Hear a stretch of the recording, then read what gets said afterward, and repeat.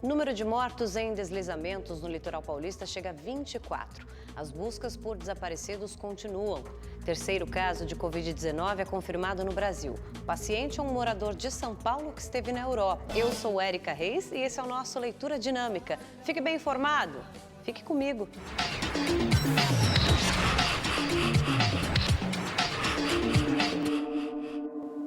Olá, boa noite. O número de mortos por causa dos deslizamentos de terra em Santos, Guarujá e São Vicente, no litoral paulista, subiu para 25.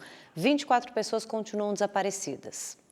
Segundo os bombeiros, a lama e a água diminuem as chances de encontrar sobreviventes. O problema é que as pessoas, quando elas ficam nessas condições, elas precisam ter o oxigênio e ali nessas condições que a gente verifica, a lama, ela ocupa o espaço do ar, nesses espaços, teoricamente numa célula de sobrevivência, vagos.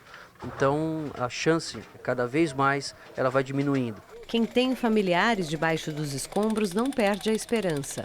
Eu tenho fé que pode estar vivo, de estar pegando baldes de lama para poder a gente ver se a gente consegue tirar essas pessoas que estão embaixo aí. Nós pegamos um rapaz, um amigo nosso, que embaixo da geladeira, 2 geladeiras em cima dele e cheio de lama em cima. Ele está vivo, batemos palma para ele, graças a Deus, ele está bem também, está todo arranhado, machucado. O IML já identificou e liberou para as famílias os corpos de 20 vítimas, incluindo 4 crianças. 406 pessoas estão desalojadas ou desabrigadas na Baixada Santista. E os bombeiros vão manter aí as buscas durante essa madrugada em 5 pontos diferentes de Santos, São Vicente e Guarujá. O motorista de aplicativo acusado de estuprar uma jovem de 20 anos em São Paulo foi preso. O crime teria acontecido depois da vítima deixar uma casa noturna na zona oeste de São Paulo no dia 19 de fevereiro. Imagens de câmeras de segurança mostram o momento em que o acusado sai do banco do motorista e passa para o de trás do carro. Com base neste vídeo, a polícia pediu a prisão temporária do homem de 47 anos. Me ligaram antes falando que ele viesse aqui para entregar o carro. E eu autorizei ele a vir. Eu falei, vá lá e entrega o carro. No meio do caminho, efetuar a prisão dele. O motorista falou à polícia que foi seduzido pela jovem. Segundo o boletim de ocorrência, a vítima disse que estava alcoolizada e não se recorda de tudo o que aconteceu. Ela relatou também que a viagem teria durado aproximadamente 5 horas em um trajeto geralmente feito em 20 minutos. Um exame de corpo de delito deve ficar pronto em 30 dias. A vítima passou em exames pelo Hospital Pérola Byton, tomou o coquetel para evitar doenças sexualmente transmissíveis e também passou por um atendimento psicológico. O navio sul-coreano que encalhou na costa do Maranhão está com fissuras de 25 metros no casco. Essa informação foi confirmada pelo ministro do Meio Ambiente, Ricardo Salles, que sobrevoou a região. Segundo a Marinha, 6 mergulhadores fazem inspeções diárias no cargueiro de 340 metros de comprimento. O navio Stellar Banner, carregado com 290 mil toneladas de minério de ferro e 3.400 toneladas de combustível, saiu do porto de Ponta Madeira, em São Luís, e seguiria para Qingdao, na China. O plano de retirada da embarcação deve ser executado entre os dias 8 e 10 de março. 25 corpos foram resgatados depois do naufrágio do navio Ana Caroline III, no sul do Amapá. 12 pessoas estão desaparecidas e 49 foram resgatadas com vida. Mergulhadores do Corpo de Bombeiros, com apoio de embarcações da Marinha e de ribeirinhos, trabalham ainda nas buscas. A embarcação saiu de Santana, no Amapá, com destino a Santarém, no Pará. Segundo os sobreviventes, chovia muito e ventava também na hora do naufrágio. A polícia investiga se havia excesso de carga. A atriz Regina Duarte assumiu oficialmente agora a Secretaria Especial de Cultura do Governo. A cerimônia de posse foi no Palácio do Planalto. Meu propósito aqui é pacificação e diálogo permanente com o setor cultural, com os estados e municípios, com o parlamento e com os órgãos de controle. Uma cultura forte consolida a identidade de uma nação.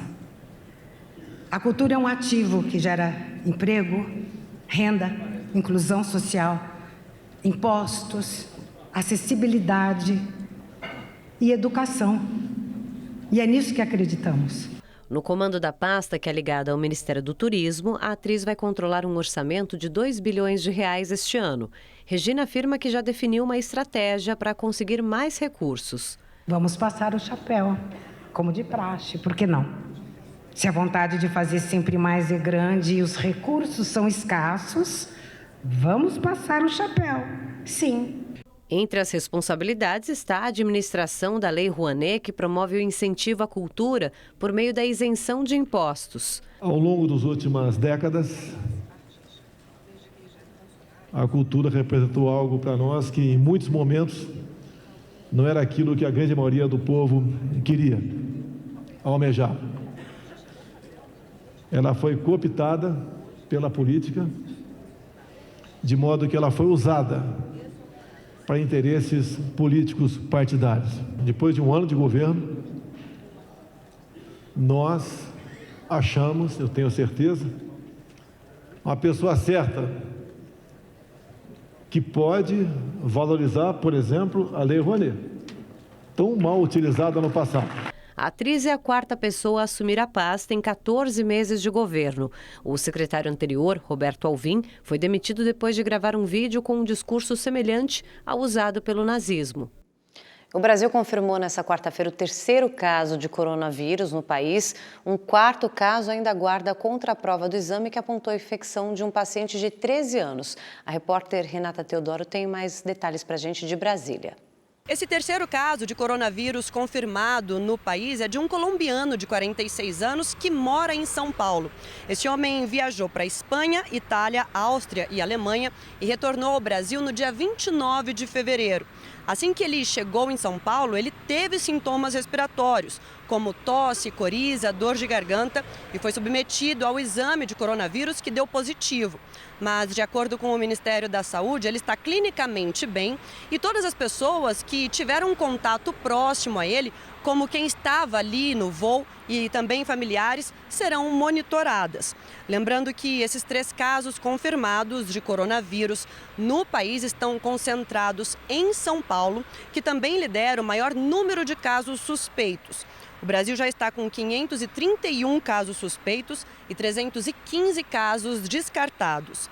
Esse quarto possível caso é de uma jovem de 13 anos que esteve em Portugal e na Itália, também em fevereiro. E aí, ao retornar ao Brasil, ela não teve sintoma, mas fez o exame do coronavírus num laboratório particular por precaução, que acabou dando positivo. Então, agora o que é que acontece? O Instituto Adolf Lutz, que é credenciado pelo Ministério da Saúde a realizar os testes para o coronavírus, vai fazer a contraprova para saber se essa paciente se enquadra como um caso confirmado de coronavírus no Brasil.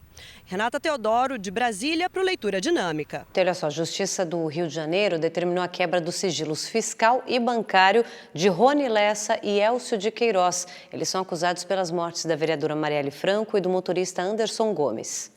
Bens de Rony Lessa, avaliados em mais de R$3 milhões, foram apreendidos. Entre eles, uma casa num condomínio de luxo na Barra da Tijuca, no Rio de Janeiro, e uma lancha em Angra dos Reis. De acordo com as investigações, o patrimônio do policial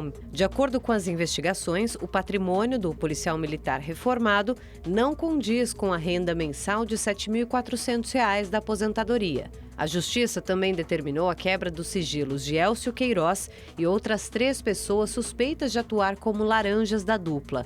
A vereadora Marielle Franco e o motorista Anderson Gomes foram mortos no dia 14 de março de 2018.